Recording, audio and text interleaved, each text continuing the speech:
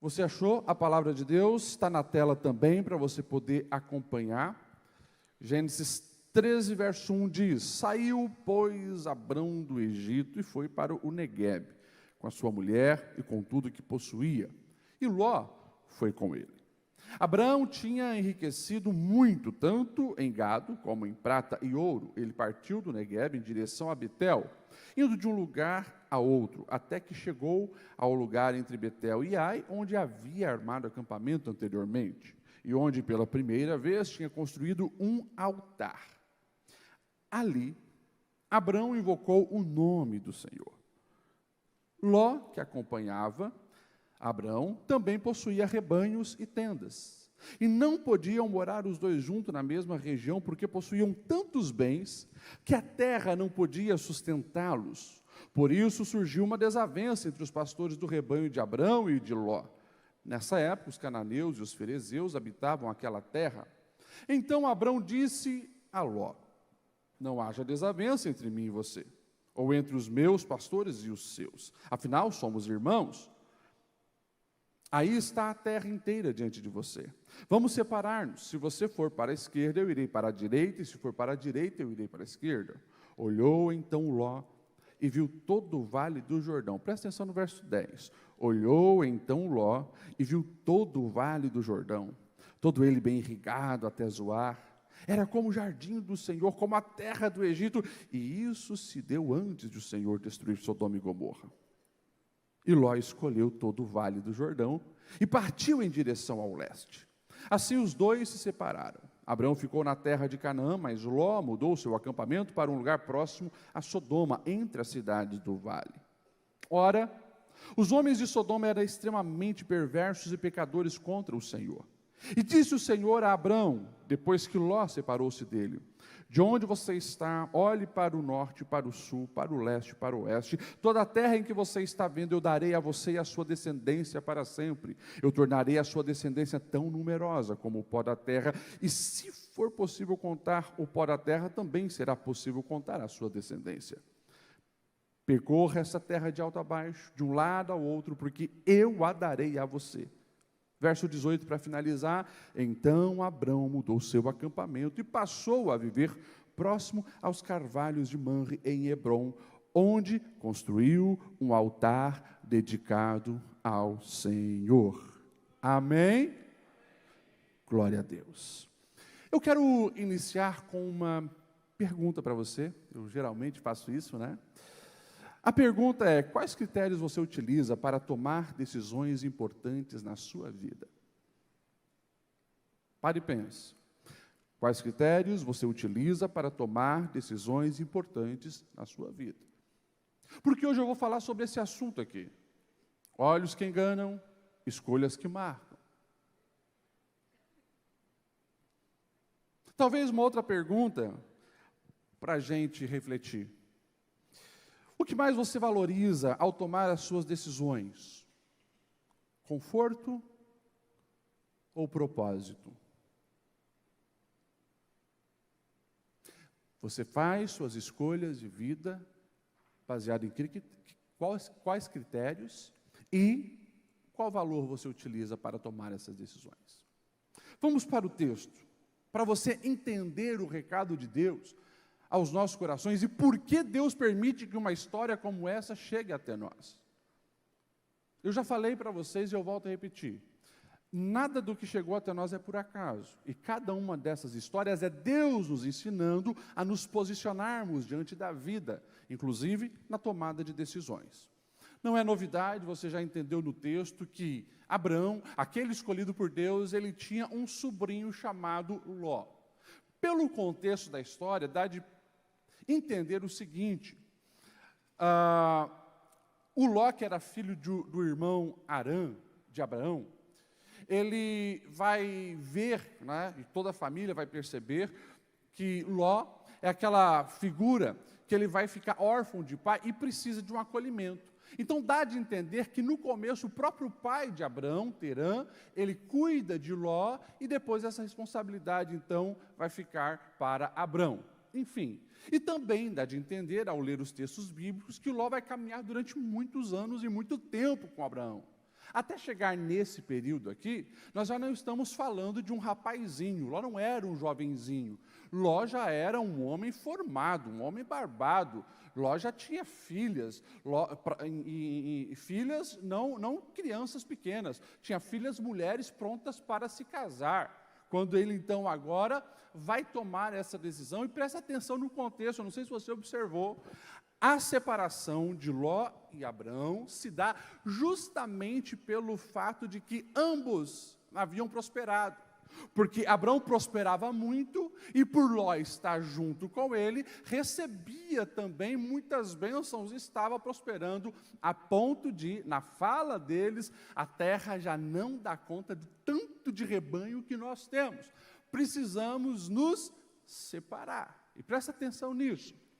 Porque em dias difíceis e complicados, em dias onde a crise chega, é preciso tomar decisão. Mas no dia da prosperidade também tem que tomar decisão, e as decisões que nós tomamos no dia das oportunidades, geralmente podem nos levar a escolhas erradas, porque quando a dor dói, é mais fácil a gente recorrer a Deus. Quando está tudo bem, a prosperidade chegou, parece que tem também uma confiança no coração, às vezes uma autoconfiança exacerbada, e isso pode colocar uma neblina nos seus olhos para escolhas equivocadas. Enfim, mas o texto vai nos dizer que Abraão, então, ele vai falar para Ló, não tem como a gente caminhar junto. E presta atenção, mesmo Abraão, sendo aquele escolhido por Deus, mais velho que o seu sobrinho, autoridade sobre o seu sobrinho, ele vai permitir que Ló escolha. E como nós vimos aqui, Ló ele vai fazer escolhas equivocadas. É claro que inicialmente, para ele, na concepção dele, não. Mas ele olha as campinas do Jordão. A expressão que Moisés vai usar, pareciam o jardim do Senhor. Ou seja, ele viu aquele lugar lindo, verde, frutífero, abençoado. Opa, é para lá que eu desejo ir. E Abraão, ele já tinha falado, se você for para a direita, eu vou para a esquerda. Se você for para o norte, eu vou para o sul. E assim eles vão se separando. Eu gostaria de deixar 3 verdades para você refletir, e essa é uma mensagem reflexiva para você pensar nas suas decisões. A primeira verdade, que nós precisamos levar a sério ao olhar para esse texto, é que é necessário um posicionamento de dedicação de cada um de nós, quando formos estabelecer critérios para tomar decisões. Ou seja, cada decisão que nós tomamos, ela não é por acaso. Ela é fruto de critérios que nós já estabelecemos, seja conscientemente ou inconscientemente.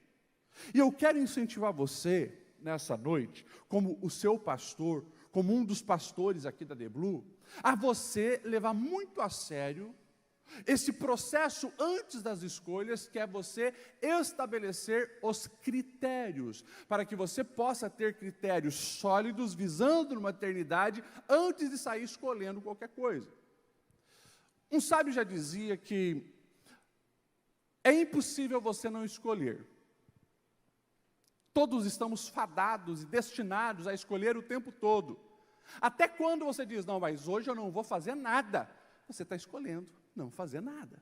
Então não existe como viver a vida sem escolher. Você escolheu a roupa que você vai vir, e provavelmente todos que chegaram aqui vestindo a roupa que estão vestindo, é resultado também de critérios que você já anteriormente estabeleceu sobre gostos que você tem, cores que você gosta, né, modelos e assim por diante.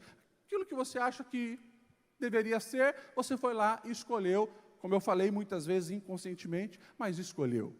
Agora, quando a gente fala não de algo simples como escolher uma roupa, mas decisões que podem de fato alterar destinos, nós precisamos, como eu falei, estabelecer critérios. Agora, presta atenção nos critérios de Ló. E por isso essa primeira frase, olhos que enganam.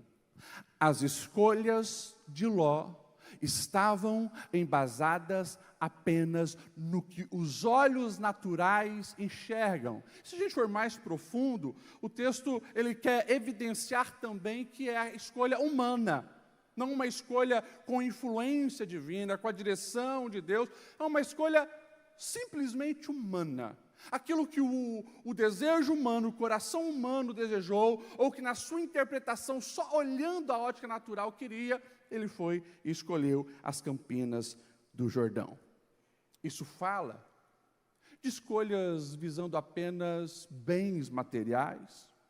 Isso fala, e a gente não consegue enxergar no texto, Ló buscando uma direção do Senhor, ou seja, fala de uma negligência espiritual, porque se você ver os detalhes, justamente a vida de Ló, ela é conduzida pelos seus desejos, pelas suas concepções, e não pela direção de Deus. E quando a gente vai para a palavra, eu queria que você entendesse isso, a nossa natureza humana, ela é equivocada, ela se perde fácil.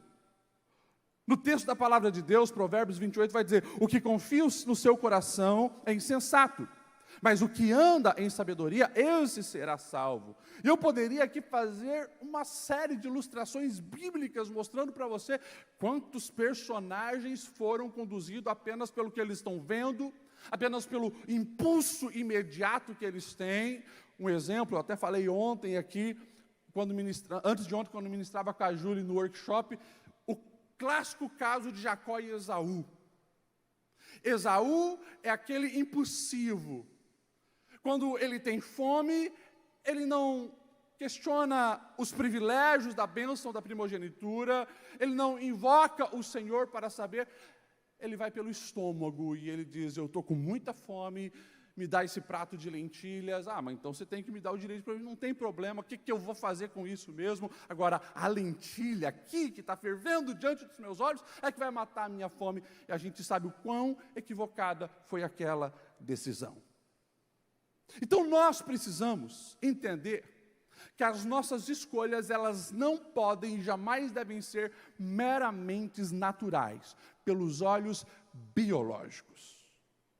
E ao falar sobre isso, eu quero abrir um parênteses aqui, para também alertar sobre o assunto de como então é formado esses nossos critérios, porque ninguém sai escolhendo agir pelos olhos naturais por acaso.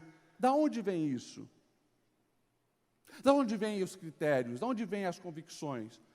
De tudo que você experimenta na vida, aí de uma forma ou outra, os seus valores, princípios, critérios estão sendo estabelecidos.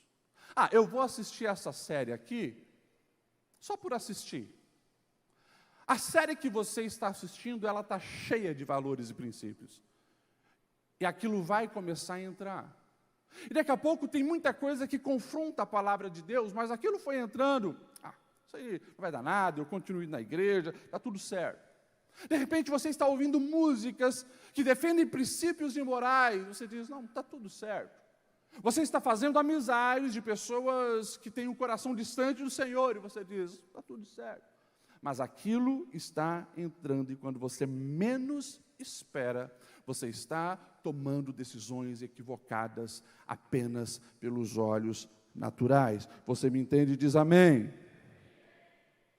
E qual a diferença, pastor Lediel, que nós vamos ver de Ló e Abraão? Diferença total. Nós vamos ver uma diferença total porque Ló, ele justamente é o reflexo daquele homem que não leva a sério a sua vida espiritual, ou se ele vive uma espiritualidade, é uma espiritualidade fake, de casca e de aparência. Porque ele está há anos acompanhando Abraão. Só aqui, no texto de Gênesis 13 que nós lemos, nós vamos ver pelo menos 2 menções de Abraão edificando altares. Se você for no capítulo anterior, 12, a partir do verso 7, você já vê também, anteriormente, Abraão estabelecendo altares. Ou seja, esses altares falavam de alguém que quer invocar a presença do Senhor. Agora, por mais que Ló está sendo abençoado com a bênção que está sendo derramada sobre Abraão. Você não vê esse camarada erguer um altar ao Senhor. E daí, a história vai mostrando que enquanto Abraão, ele está preocupado em invocar o seu Deus, com a opinião do seu Deus, com o desejo do seu Deus, Ló, ele está preocupado em armar tendas perto de Sodoma. E fica muito claro e evidente esse oposto. Um sabe que não importa o lugar para onde ele vai, se Deus estiver comigo, vai dar certo.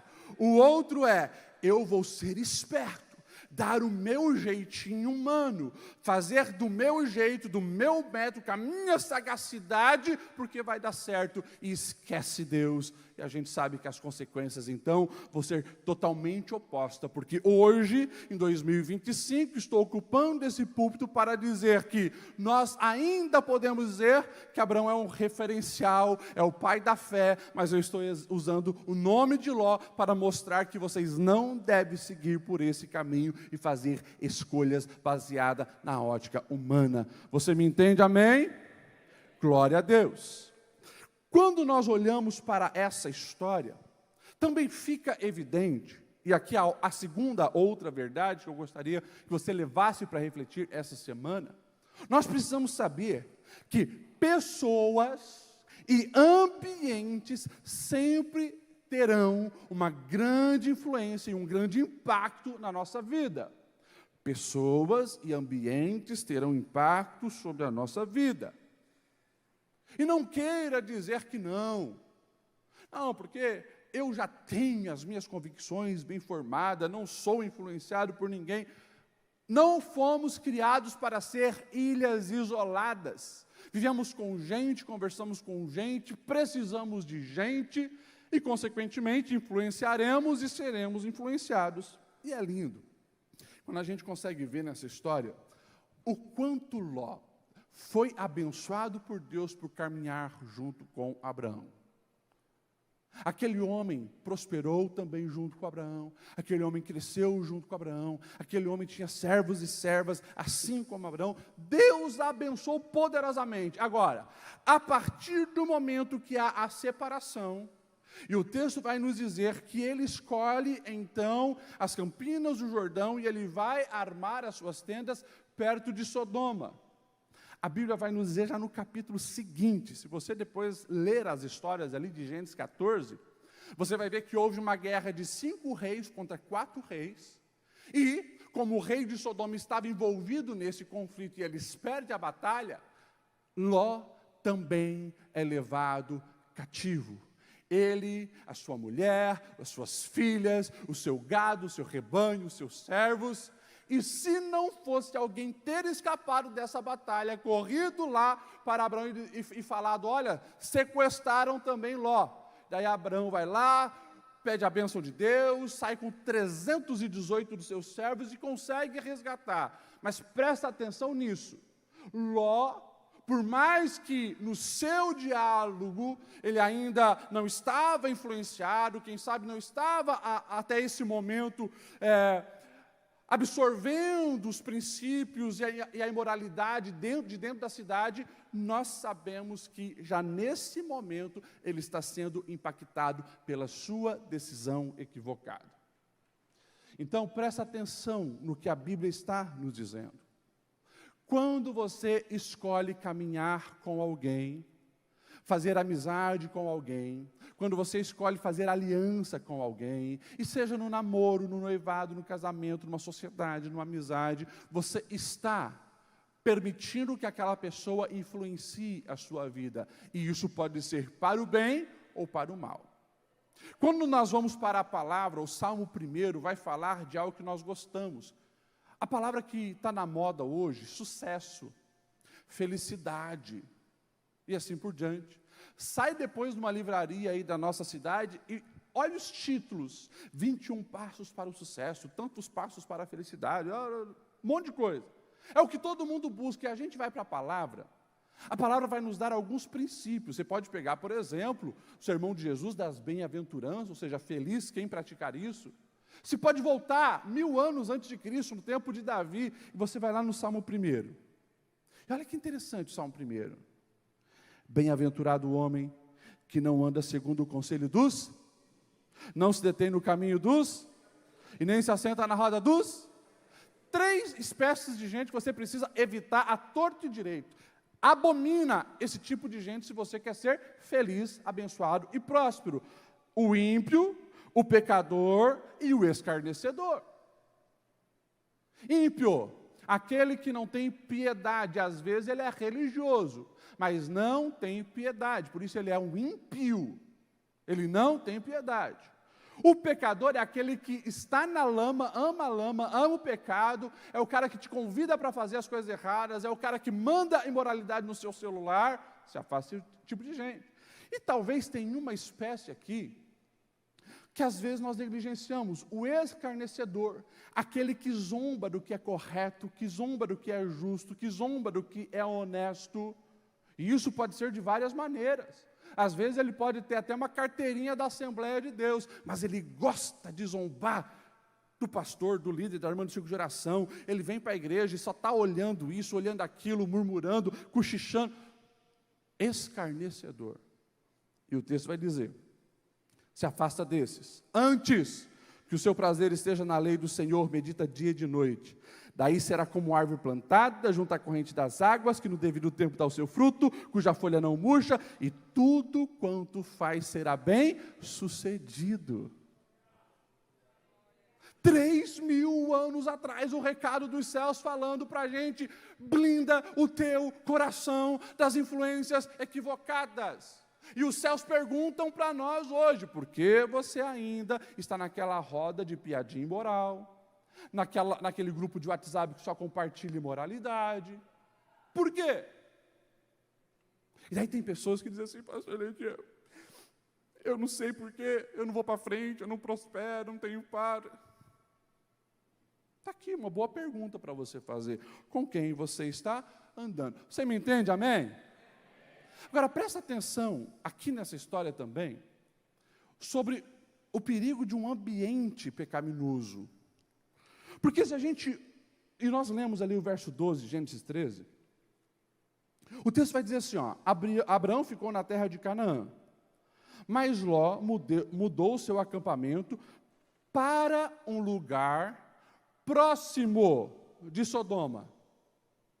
Gênesis 13, Ló mudou o seu acampamento para um lugar próximo de Sodoma. Ele está dentro da cidade, sim ou não? Não. Ele está próximo de Sodoma. O tempo vai passando. O texto vai dizer que chega diante de Deus reclamações sobre Sodoma. O pecado dessa cidade estava num nível absurdo. E Deus então vai enviar anjos para destruir aquela cidade. E daí a gente dá um salto de Gênesis 13, e a gente vai lá para Gênesis 19. E presta atenção agora, nos anos que se passaram, nós estamos em Gênesis 19:1, quando os anjos vão agora destruir a cidade de Sodoma. O texto vai dizer assim: os 2 anjos chegaram a Sodoma ao anoitecer, e onde estava Ló? Ló estava sentado à porta da cidade. Opa! Mas ele não morava próximo a essa cidade? O que Ló está fazendo na porta da cidade? Se você pegar em toda a Bíblia, depois vai lá no Google, no ChatGPT, não sei, digita versículos que falam da porta da cidade. Sabe o que ele vai dar para você? A porta da cidade é um dos lugares mais importantes da cidade. A porta e a praça central. Porque na porta ficam as pessoas mais importantes da cidade, os anciões e os líderes da cidade que vão tomar decisões. Então, quando tem um julgamento, vai para a porta da cidade. Quando quer comprar e vender um bem, vai para a porta da cidade. Houve um adultério e vai ter condenação, porta da cidade. Então, porta da cidade, lugar de decisão. E o fluxo ali era enorme, tanto que até mesmo os mendigos, eles escolhiam ficar na porta da cidade, porque lá tinha movimento, era onde as decisões da cidade iam ser tomadas, onde os líderes da cidade estavam. Quem está lá? Ló. É consenso dos teólogos que, claro, e depois o texto vai mostrar, Ló agora ele não está próximo da cidade. Ló mora dentro da cidade e parece que esse camarada não é apenas um morador. Esse camarada já ocupou um lugar de importância dentro da cidade de Sodoma. Ah, pastor Lediel, mas ele ainda é um homem bom, não é verdade? Está lá, né? Conhece a Deus, tal. Vai que ele foi evangelizar aquele povo, não é verdade?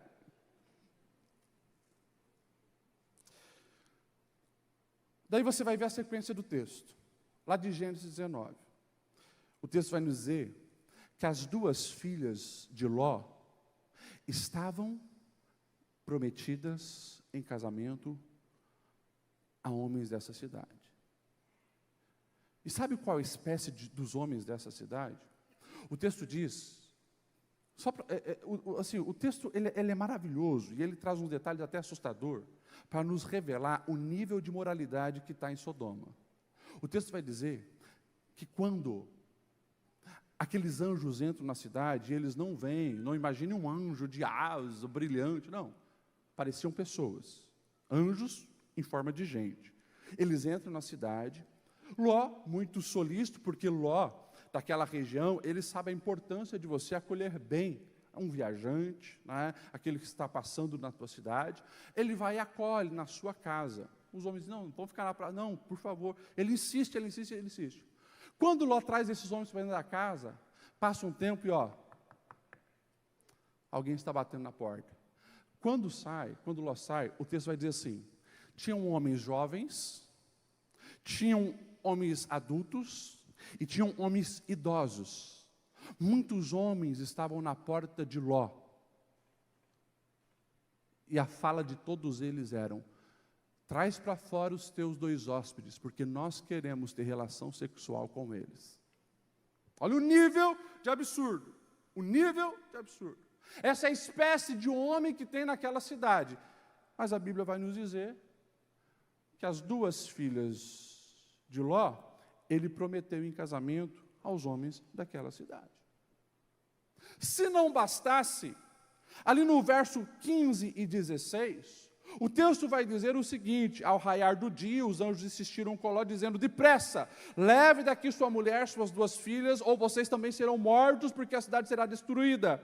E o texto vai dizer assim, tendo ele hesitado, os homens o agarraram pela mão, como também a mulher e as duas filhas, e tiraram à força, deixando a cidade para trás. O camarada, ele já estava com o coração apegado ali. E claro, se não bastasse a história clássica, né, porque às vezes daí sobra só para a mulher, né? A história clássica é então, porque o anjo deu uma ordem, vão e nem olhem para trás. E a gente sabe, como está registrado o verso 24 e 26 de Gênesis 19, a mulher de Ló, ela vai olhar para trás e virar uma estátua de sal. Enfim, o que eu quero que você entenda sobre isso? Cuidado com a proximidade que você tem com Sodoma. Quando eu falo Sodoma, eu estou falando daquilo que é pecado. Você sabe que é pecado.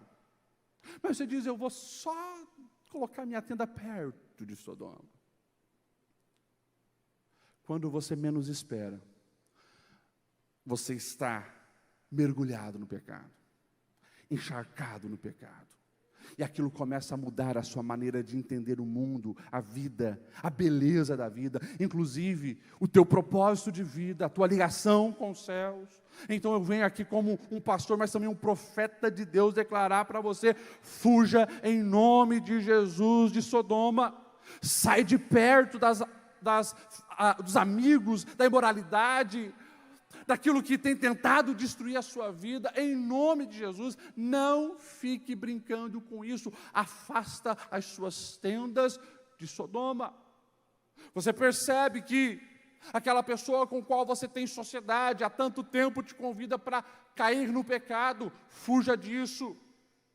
Você percebe, jovem, que aquela moça que você com os teus olhos tanto admirou, aquele moço que com os teus olhos naturais você tanto admirou, mas você percebe que ele não tem princípios do Senhor, o seu linguajar é imoral, as propostas são indecentes, quer te levar para a cama antes do casamento, você precisa entender que ali há alguém flertando com Sodoma, e as consequências são piores do que você imagina.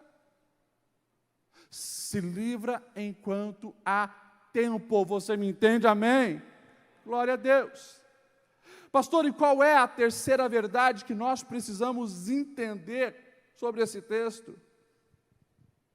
A terceira verdade é muito simples e lógica, mas necessário de ser lembrada. Raramente, nós conseguiremos identificar as consequências finais das nossas escolhas. Porque todos nós estamos vivendo nessa terra. E no ativismo que nós andamos, parece que menos tempo estamos tendo com Deus, consequentemente, os nossos olhos espirituais não estão tão fortalecidos quanto os olhos naturais. Porque a gente tem tempo para tudo, a gente tem tempo para as séries, para os filmes, para os amigos, para as conversas no WhatsApp, para o trabalho, para tudo, mas não temos tempo para Deus. Consequentemente, os nossos olhos espirituais estão obstruídos. E quando a gente toma a decisão, a gente está vendo apenas esse próximo passo aqui. E a gente não tem ideia de onde esse passo vai nos levar. Porque imagine, se eu quiser chegar ao final desse corredor, eu preciso apontar lá, estabelecer meu objetivo lá. Eu não posso ficar mudando a minha trajetória. Mas às vezes alguns, não, é só uma viradinha aqui. Essa viradinha aqui, que parece que se eu dou um passo para frente ou um passo para o lado, aqui não é tanta diferença. Agora lá na ponta, você sabe, estarei totalmente longe de onde eu queria chegar. É mais ou menos assim. Nos olhos naturais de Ló, vou me dar bem, vou me enriquecer ainda mais. Nas Campinas do Jordão, o meu gado vai se multiplicar 10 vezes. Serei, inclusive, mais rico do que o meu tio Abraão. Conjecturo. Esse camarada, ele sai de Sodoma desesperado, quase sendo destruído com a cidade. No meio do caminho, perde a esposa e sai apenas com as suas 2 filhas. Sem servos, sem rebanhos, sem ouro, sem a mirra, sem as capas, sem nada. Aquilo que ele tanto desejava resultou em nada. Por isso, olhos que enganam. Nós precisamos olhar para essa história e entender uma grande verdade. O Deus que nos ama, e você crê que Deus te ama, amém? Você crê que Deus tem o melhor para você, amém?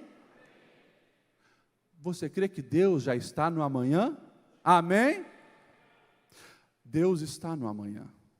Deus é o Senhor do tempo, Ele é o Senhor da história. Ele já sabe aonde vai resultar as decisões que nós estamos tomando hoje. E é justamente por isso que eu não posso confiar em mim, na minha naturalidade, fazer do meu jeito, porque Deus, Ele sabe aonde isso vai chegar. E é simples. Olha a história das pessoas ao seu redor. Olha a história das pessoas, conversa com gente, vive com pessoas. Vamos lá, alguém aqui conhece uma pessoa que, quando estava lá na adolescência, diz, porque agora eu vou me dar bem, eu vou fumar minha primeira pedra de crack aqui, porque eu sei que isso aqui é certeza de sucesso para mim. No momento, Você conhece alguém que fuma um crack há 10 anos, cheira cocaína há 20 anos, há 30 anos é dependente químico e está super bem? Você conhece? Alguém que não destruiu suas emoções, Não vive em constante aflição, não destruiu sua família, não destruiu seu casamento, você conhece? Conversa com as pessoas que escolheram. Aqui, no momento da euforia, vou me dar bem, vejam onde chegaram. Mas eu bebo socialmente, é um gole aqui, 2 ali, 3 lá. E as clínicas de recuperação de alcoolistas estão lotadas. Você acha mesmo que eles tinham noção de onde isso levaria? Não tem. Estão olhando só o próximo passo. Vou curtir. Ah, mas aquela mulher está dando mole para mim. Não importa se eu estou comprometido. Vou curtir. E assim as pessoas vão destruindo a sua vida. Porque esse passo errado de hoje, lá na frente, resulta em morte. Resulta em destruição. É casamento destruído. É propósitos comprometidos. É vazio na alma. Mas na ótica deles, estava tudo legal. Afinal, como diz o ditado, está todo mundo fazendo, não é mesmo? E é por isso que está todo mundo depressivo, está todo mundo ansioso, está todo mundo desesperado, está todo mundo vazio na alma. Onde você quer chegar?